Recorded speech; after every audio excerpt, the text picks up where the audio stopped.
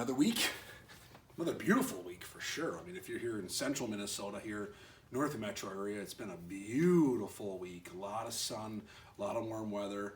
We got some spurts of rain, which is what our grass needed, if you're talking from that perspective. But it's been a beautiful week. You've been spoiled out fishing this weekend if you like warm weather.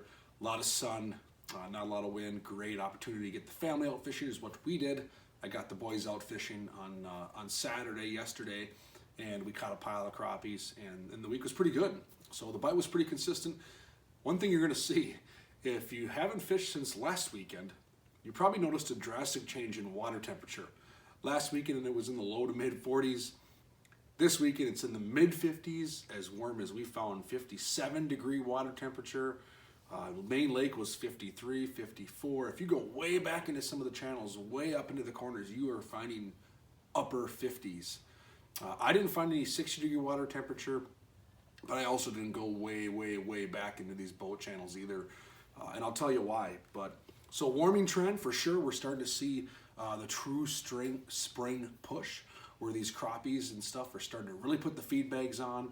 You're probably seeing a lot more bass move shallow. You're seeing anglers hooting and hollering because they hook up on northern pike.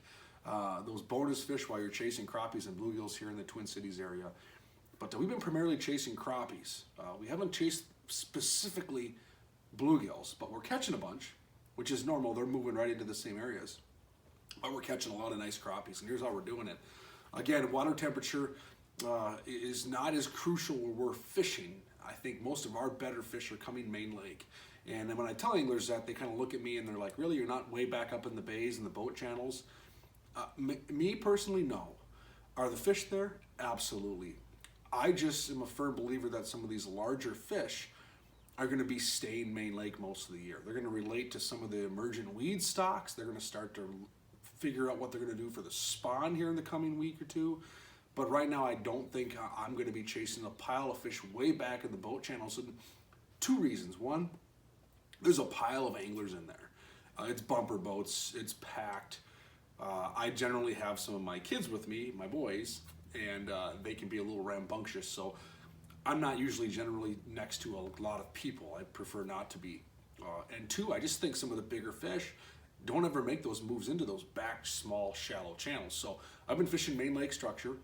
I look for spots that have weeds. It's very important. I mean, I'm not talking thick mats of weeds, but you should be able to see weed stalks. And if you can find some type of green weed, that's even better. You should be able to find some green weeds in most lakes we're fishing. I've been predominantly fishing Lake Minnetonka.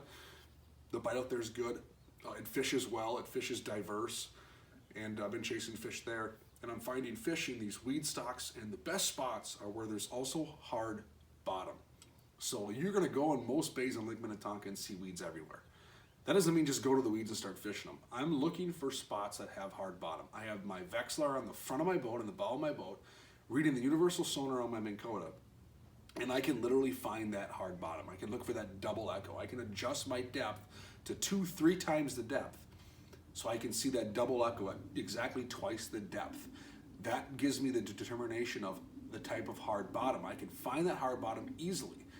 And for me, lately, it's been right in that 4 to 8 foot range. 6-7 feet seems to be key. And I've been actually shallow, casting deep.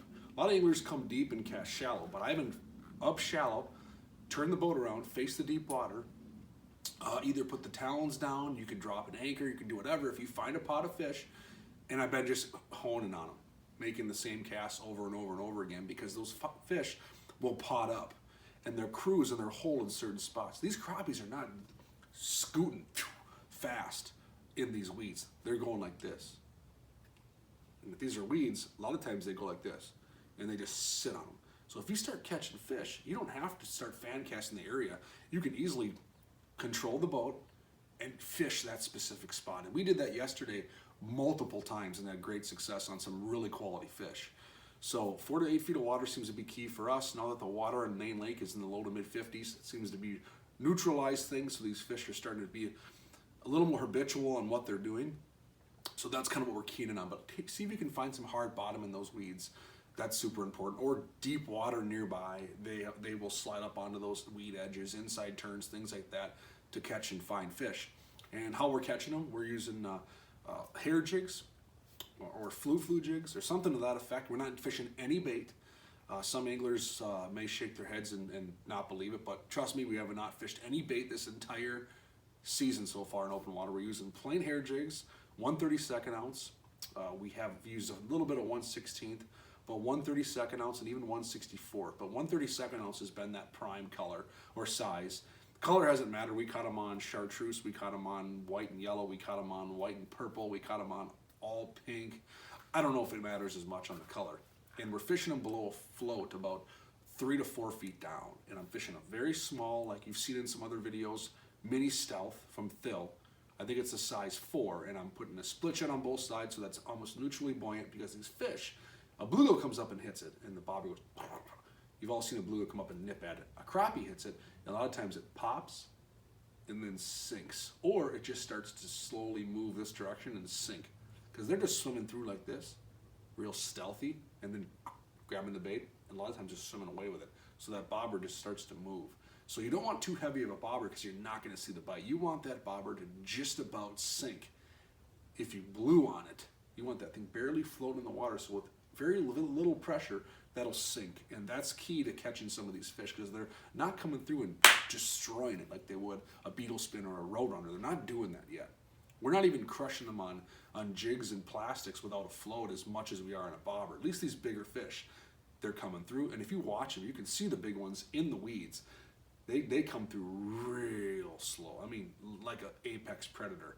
The fish that are, the 7 to 9, 10 inchers, they're darting around. They're kind of erratic. You get near them and they take off. The big ones, you can motor right up to them and they'll just sit just on that stalk, and you'll see their fins just going like this. They just sit there. So you really want to coax some of these bigger fish to bite. So that's how we're catching those fish. You can also put on a small ice jig in plastic or a small tube or something to that effect. The key to that hair jig, though, in my opinion, is one, it flattens out, looks small, profile, pin minnow, but it swings down like this into position. Then I hop the bobber, and the hair jig hops up and swings back down into position. So whatever you're fishing, make sure it has that ability to kind of sway or swing in the water. You don't want it to dart down like this. You want to just kind of swim through the water. And then when you work that bobber closer to the boat, it kind of swims up again and then swims back down in the water. Those have been key ways to catch these fish. Otherwise, again, move around. If you're not getting bit, move. If you plunker down in the spot and you're not catching nothing, move. These fish are schooled up and they're eating. So don't settle for, oh man, they're not really biting today. I don't want to hear that if you haven't moved 10, 12 times.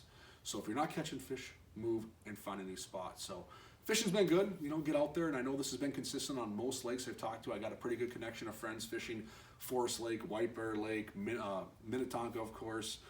They're fishing Clearwater out west. We have guys and gals on Laconia. I've heard good bites on Pryor. It sounds like there's some consistent activity going on in a similar pattern. So try some of this stuff in the lake you're on. Get out there, chase down the fish, be active. Get the kids out. Great time of year to get the kids out. Remember to wear protective sun clothing, that sort of stuff. The sun is getting hot right now, especially the kids. You don't realize how quick they can sunburn if their skin has not seen this sun. So I did see quite a few kids out yesterday in the boat with their shirts off and things like that. That's cool, we've all been there, done that, but be careful, be cautious. My kids will be wearing protective clothing or sunscreened up. That's super important. Otherwise, get out there, have some fun, be safe, enjoy the rest of April. Next time we talk, it'll be May, and I bet you we're seeing some crappies on the beds or spawning already, doing their thing on the dock lines, weed stocks, main lake points. They're going to start to be spawning here in the next week if we start to see this continued 50, 60-degree water or air temp consistent all day. So I bet you a week from now we're talking about big, dark crappies, doing their thing in the lake. So otherwise, get out there, have some fun, be safe, go catch them.